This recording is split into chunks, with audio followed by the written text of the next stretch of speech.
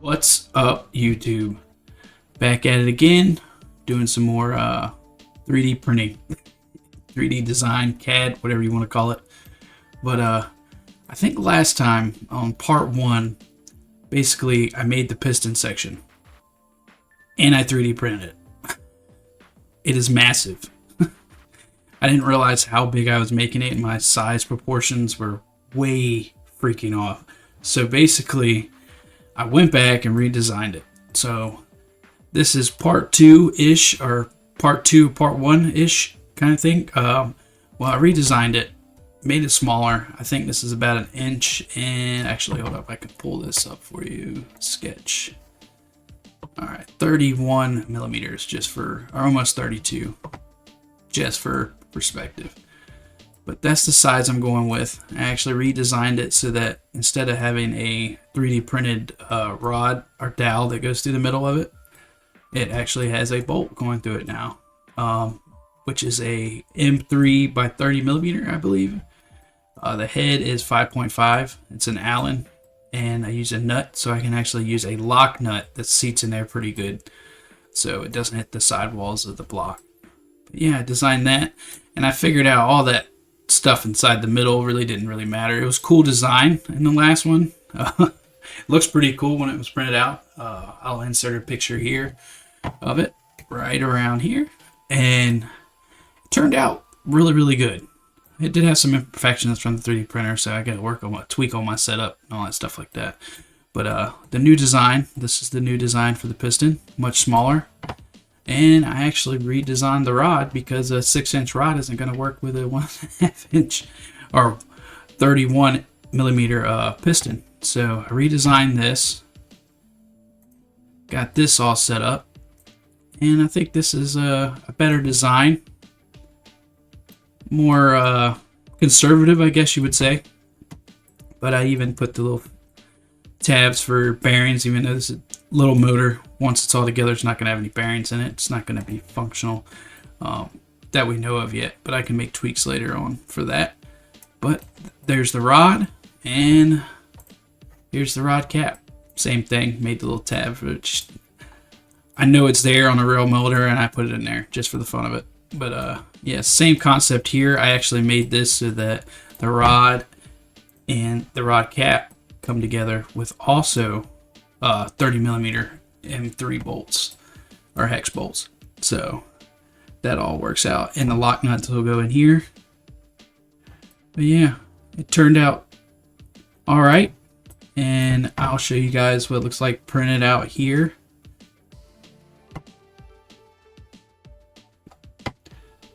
But today we are going to start working on the crankshaft, and I have an idea of what I want to do for the crankshaft. So I need to pull this dimension out here because that's going to be our baseline for the journals, but I need to do it just a little bit smaller than what this is so it can fit inside this area here.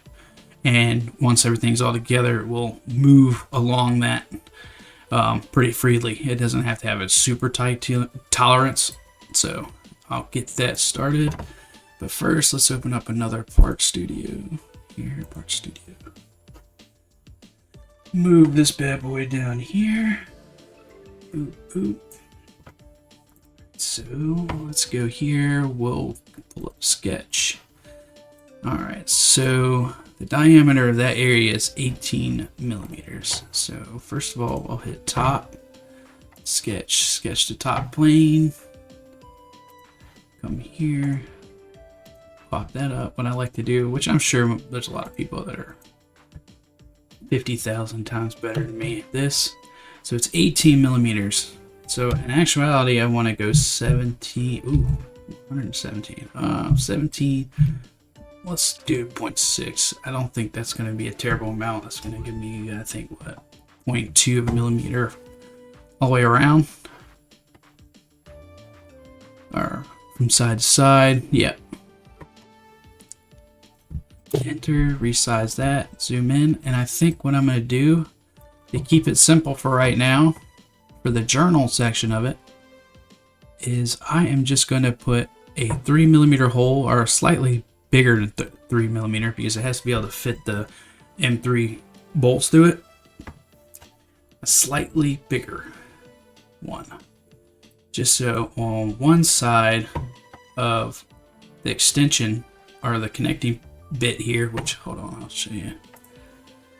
And let me extract this. So I need to get the width of this as well and go slightly wider for clearance purposes too. So what I'll do here, let's get here, first extrude. So we got 12.4 for that. 12.4. That's what the dimensions of the rod and the rod cap. So I need to do just a little bit more here. So I think what I'll do is 12.8 to give us a little wiggle room, which I hope it's not too much wiggle room. But go here from the center, go back to the top here, and make another circle here. Oh, duh, gotta sketch it. Like I said, guys, I'm not the greatest at this yet, just learning. And then put a circle here. And I like to take this. Wow, so we know it's 3mm, so I want to go 3.3. Just to give me enough room here. And now we have an area that we can take the extrude. This area. Oh, okay. Wrong way. Wow. Now we have a hole through the middle of it.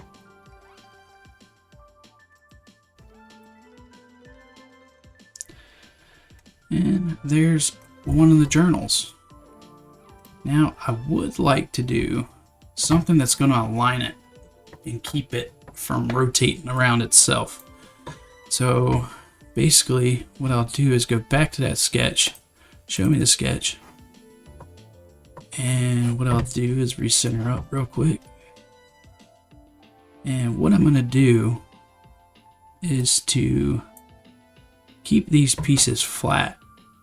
I'm going to make a hole here inside and put on the pieces that I have to prune out that are going to connect everything together for the rod, or not the rod, but the crankshaft. It'll have the pieces printed on that to fit in this hole so that this piece does not rotate with the connecting rod. So what I'll do, get a line here and find the center. Exit out of that. Boop. So what I like to do, boop, find the center.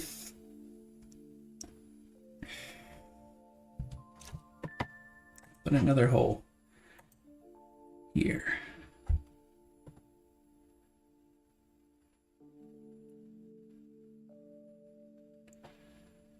All right, so that might be too much. Let's back it down a little bit. Take this. Let's go 3 and see what it looks like.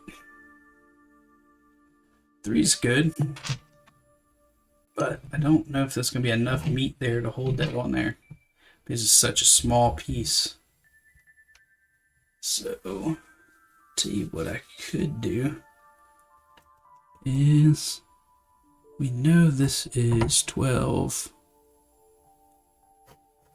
What is it? Extrude. So we know this is 12.8. So I figured out what I'm gonna do. So they got these pins here, and they're 16mm long, M2. So I'm gonna use those, which will be a 2mm hole. So basically what I need to do is go from here. I need to do the line thing again. Like that. And find the center. And I like to find the center of these two and put it there. So take this, pop, and then take and make a 2mm hole. Should give me plenty of meat there. Let me see what a 2mm hole looks like right here.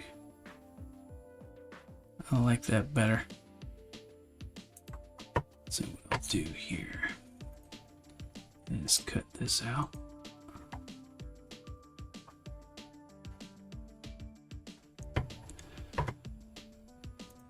Got that. Bop, bop. Kind of jacked it up a little bit, but it is what it is. Mistakes are meant to be made anyways. Alright. So circle here. Let's be 2mm. 2mm.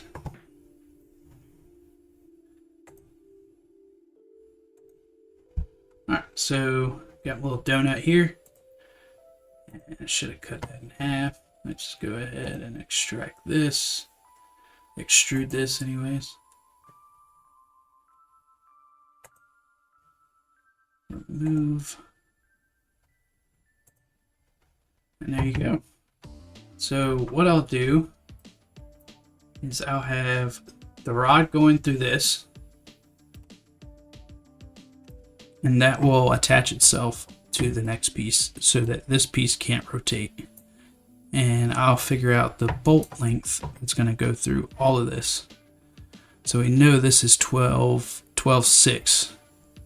So I imagine I'm probably going to go with 12.6 on this side and 12.6 on this side, just to give me the room. So let's move on to the next piece. So we'll open a new studio. Nope, that's not what I wanted. We'll go with top here and make a new piece. So basically I need to figure out what the stroke's going to be of all this, because that's going to determine. Let me make a base sketch here. Sketch right here. So we know this is 16.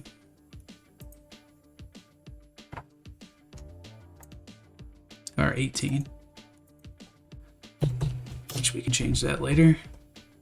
So basically what I need to do is figure this out. And you'll see the concept of this here in a second. So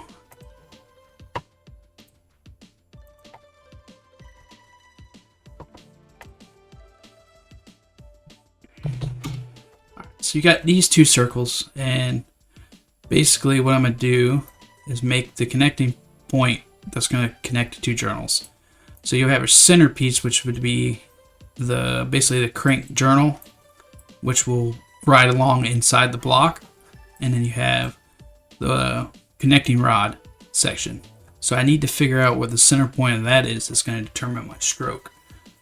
So let me go do some math real quick, and I'll gotta bring you guys back because I gotta figure it out. And I seriously doubt you guys want to watch me struggle with that. Give me magical second. All right, I figured it out. So connecting rod here, crank journal here. So I need to change. Let me go ahead and delete this and make another one the right length. So the maximum amount I could have was 1.75 of throw in the movement of the piston. So you figure going down from left to right, swinging the piston. That was, or the rod inside the piston. That was my maximum I could have. So that's my stroke. Is it's gonna, what's limiting me from having any more than that is the actual connecting rod hitting the bottom of the piston assembly. So these are my dimensions. So I need to use this in order to build the sections that connect the journals for the connecting rod and the crank. So what we're gonna do is build a box around these two. So we need to figure out what I went with for that sketch. I can't remember off the top of my head. 17.6.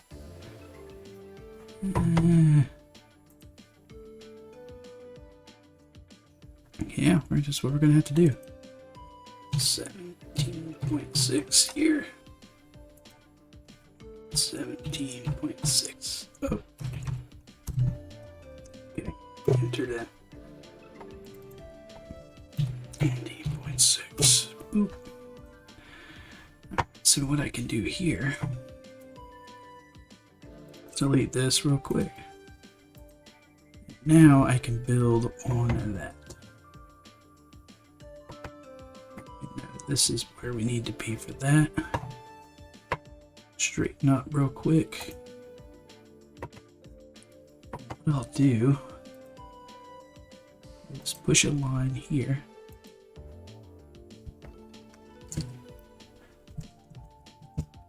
Line here. Tape measure out of the way. Here. I know there's probably faster ways of doing this. Matter of fact, there is. Build up this side first. And line this.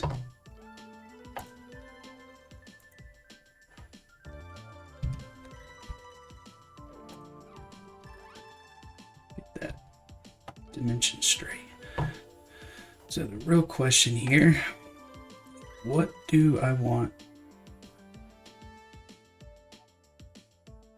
No.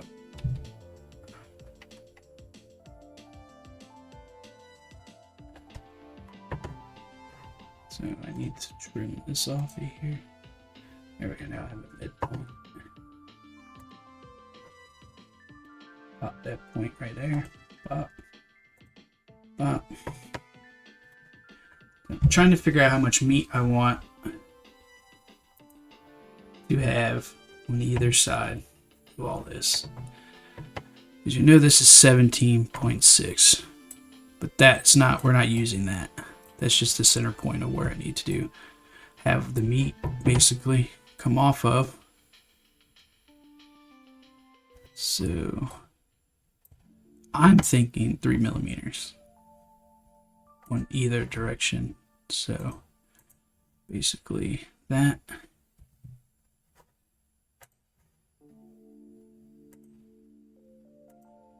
And what we can do here is take this 3.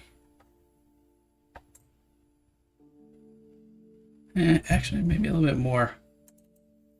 Let's do 5. And it's just going to look proportional 1. It's going to look right. All right. And what do we need? We need to do these. I can just do this one. Take this.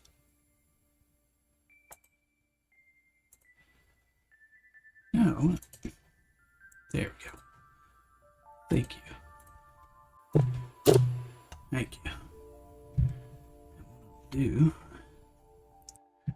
All right, so my mirror caca didn't work. So, nope, that's not what I wanted. There we go. Bop. Bop. Like I said, I'm still learning how to use this stuff.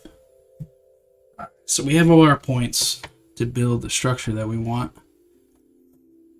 So what I like to do is touch that one, touch that one.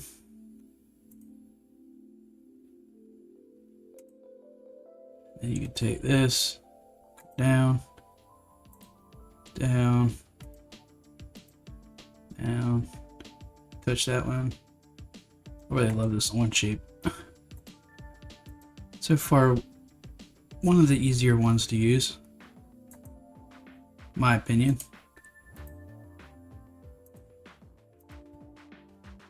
Bop it. Alright, so basic shape. So we know on this piece That's, we have the little dowel hole, which is going to be for connecting to this so it doesn't spin inside of it. So we need to mimic that, which we know this hole is a little bit bigger. 3. So we can make that. And then we can actually delete all of this after we're done. So we can extrude the piece for the most part.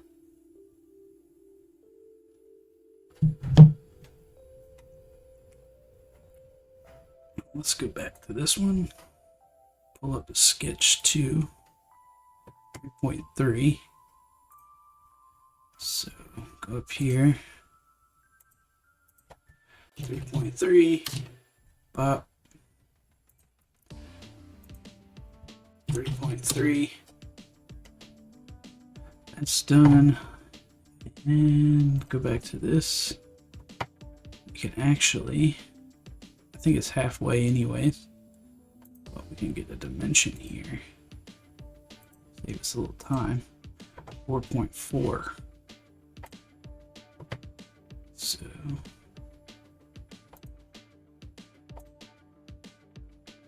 nope, that's not what I wanted. I need a dot here. Pop a dot here. Pop a dot here. Or do I want to flop it so that's good question. I'm thinking now that we should have holes on either side. And I'll change it on the other sketch too. Just so that on one we can put a pin on the one side, and on the other side we can put another pin on the other side. But we know that this right here, it's got to be 4.4. Same with this one. Same for this one. Scoo-doo bop. Drop top. Done. And we know that these are 2 millimeters.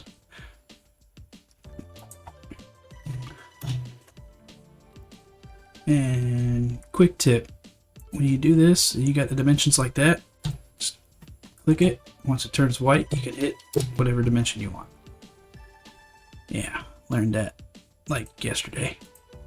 White, dimension you want, boom. Saves you a lot of time.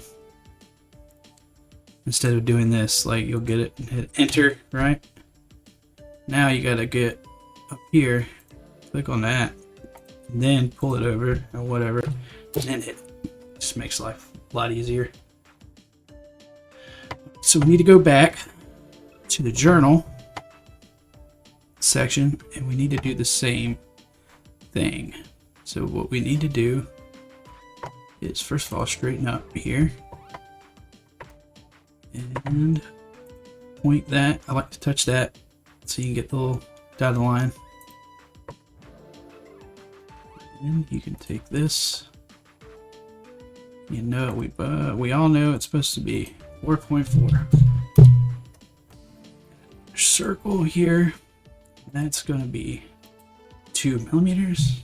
2 millimeters. Done. Alright, once that's done, we can actually go through and take this out too. And hit remove. Done. Now we have the journal made. Let's finish up on this part. So I like to do some cleanup here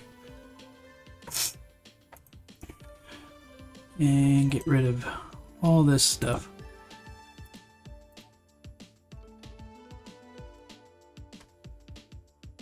Which, yeah, I guess you could leave it up there Let me see what it looks like. Nightmare to extract this caca.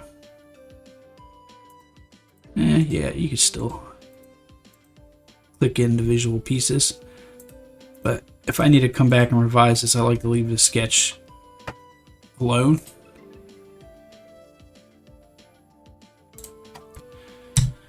And what was the dimensions we wanted to go with? Screwed. 12.8. 12.8. 12.8. Done. Alright. So that's our other section. And journal here. Journal here. That's going to make the crankshaft. But what I'd like to do here is actually clean it up a little bit. So let's see. Use the fillet tool to kind of give it a gradual, kind of like that. So let's go back to the fillet. Choose your sides. And you end up using less material. 1, 2, just looks better, cleaner.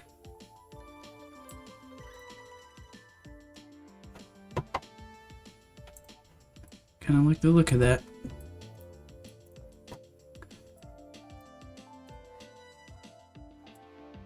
Boom. Alright, so that's done. So I am going to finish up today. I'm actually going to slap these files into the 3D printer and print out. I need, how many? Let's see, 4 for the connecting rods and at least 5 or 6 for the other pieces. So, or for the crankshaft journals. Had a brain fart. But I hope you guys enjoyed this video. Just like I said, this is just me designing this motor, and the next video will be showing you guys the printed out pieces of the crankshaft and the connecting rod and piston. So I'll show you guys me 3D printing that and how it's coming together. You guys enjoy the rest of your week, and I'll see you on the next video. Later.